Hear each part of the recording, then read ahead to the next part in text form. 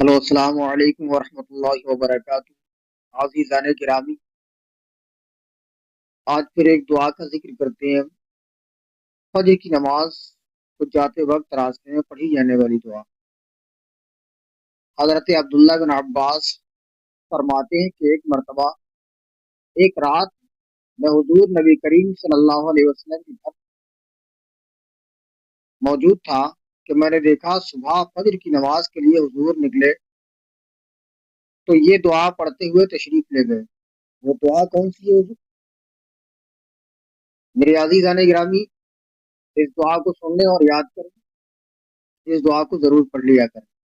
وہ دعا یہ ہے: اللہم اجعل فی قلبی نورا واجعل فی لسانی نورا واجعل فی سمعی نورا واجعل فی بصری نورا واجعل من خلفی نورا واجعل من امامی نورا واجعل من فوقی نورا واجعل تحتی نورا اللہم اعطنی نورا۔ یہ وہ دعا ہے کہ نبی کریم صلی اللہ علیہ وسلم گھر سے نکل کر مسجد جاتے وقت راستے میں اس دعا کو پڑھا حضور نے۔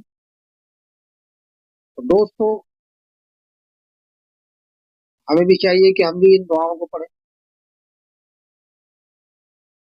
اگر ویڈیو اچھا لگا ہے تو لائک کمنٹ کریں، شیئر کریں۔